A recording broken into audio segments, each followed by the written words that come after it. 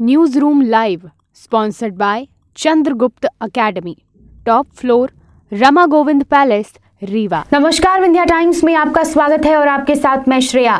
नए वर्ष की आप सभी को हार्दिक शुभकामनाएं। आज की 4 बड़ी खबरों के साथ हाजिर हुए हैं और सबसे पहली खबर की बात करते हैं।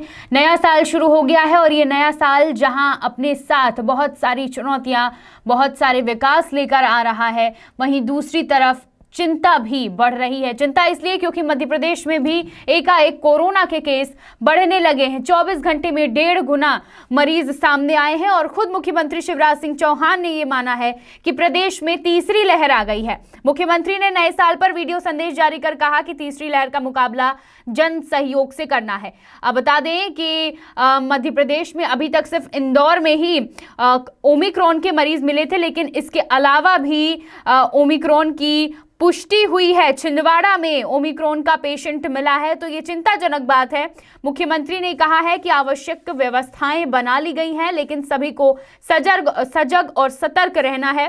प्रदेश में पिछले 24 घंटे में 124 नए केस सामने आए हैं और इसके अलावा 10 केस इनमें से ओमिक्रॉन के हैं। मुख्यमंत्री ने कहा कि संक्रमण को रोकने के लिए अनुकूल व्यवहार करना है। नए साल में समृद्ध और विकसित मध्य प्रदेश के निर्माण के संकल्प को और आगे बढ़ाना है। मुख्यमंत्री ने जनता को नए साल की शुभकामनाएं दी और यह कहा कि मध्य प्रदेश आत्मनिर्भर बनेगा। इसके साथ ही सावधानी और सतर्कता बेहद जरूरी है।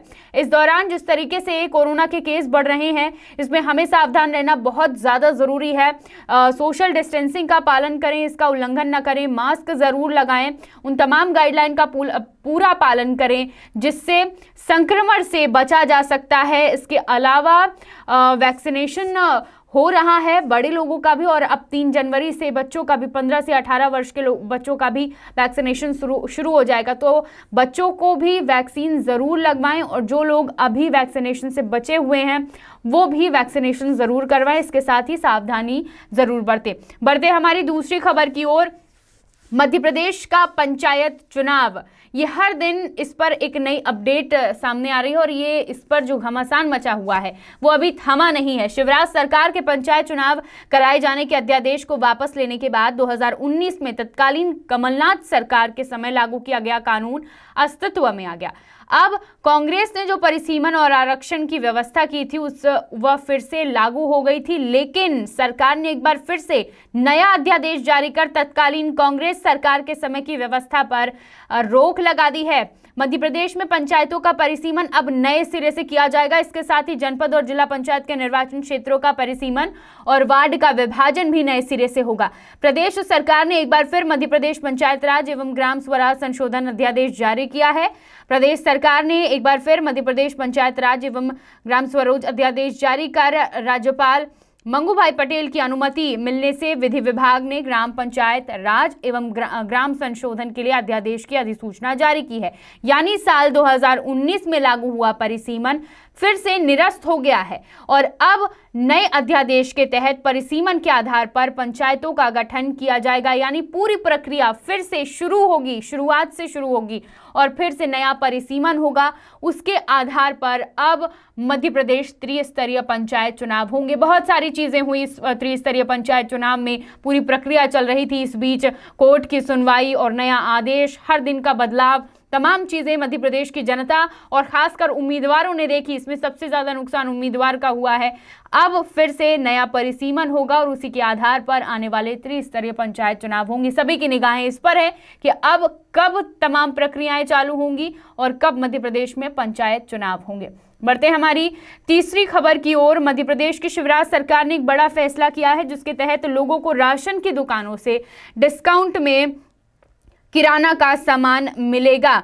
बता दें कि ये जो फैसला मध्य प्रदेश सरकार का है, इस पर कांग्रेस ने सवाल भी उठाए हैं। दरअसल मंत्री अरविंद भदौरिया ने बताया कि राशन की दुकानों और 4,500 कोऑपरेटिव सोसाइटी की मदद से गांव-गांव में राशन वितरण का काम किया जाता है और इन दुकानों से राशन के साथ ही किराना का सामान भी छूट पर मिलेगा। इससे लोगों को किराना का सामान लेने शहर नहीं जाना पड़ेगा और लोगों का शहर आने जाने का खर्च और समय भी बचेगा। अभी राज्य में 4.5 करोड़ लोगों को राशन मिलता है। किराना का सामान मिलने से ये लोग लाभान्वित होंगे। कांग्रेस ने इस पर सवाल उठाए हैं। उन्होंने आरोप लगाया है कि हमें भरोसा नहीं है कि गरीबों को इससे फायदा होगा। कांग्रेस विधायक कुणाल चौधरी ने बताया कि हमें भरोसा नहीं है कि राशन की दुकान पर जो डिस्काउंट में किराना का सामान देने की बात कही जा रही है उससे गरीबों को फायदा होगा, बल्कि इससे भ्रष्टाचार बढ़ेगा। तो शिवराज सरकार का बड़ा फैसला, गरीबों को डिस्काउंट में राशन भी किराने का सामान देने की बात की जा रही है और कांग्रेस इस पर सवाल उठा रही है। देखना होगा कि ये जो पूरी प्रक्रिया है, ये जो पूरी योजना है जब शुरू होती है तो कितने गरीब इससे लाभान्वित होते हैं। बढ़ते हैं हमारी चौथी और आखिरी खबर की ओर। मध्य प्रदेश नए साल का पहला दिन और आज के दिन तमाम जगहों पर एक नई शुरुआत हुई है। कोई भगवान के आशीर्वाद से शुरुआत कर रहा है तो कोई अपने तरीके से नए साल का पहला दिन और इसका जश्न मना रहा है।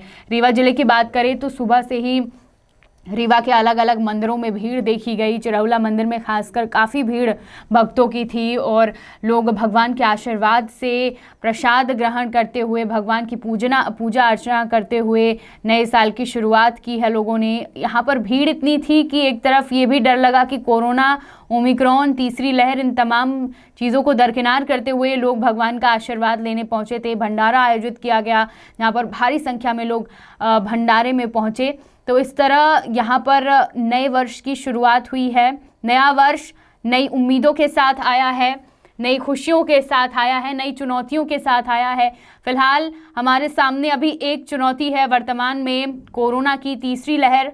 मुख्यमंत्री शिवराज सिंह चौहान ने कह दिया है कि मध्य प्रदेश में तीसरी लहर आ गई है और इससे हमें सावधान रहना है, सजग रहना है, सतर्क रहना है।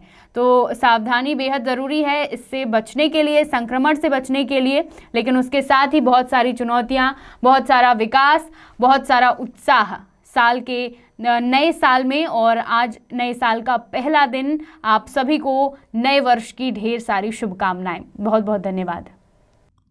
News room live sponsored by Chandragupta academy, top floor, Rama Govind palace, Rewa.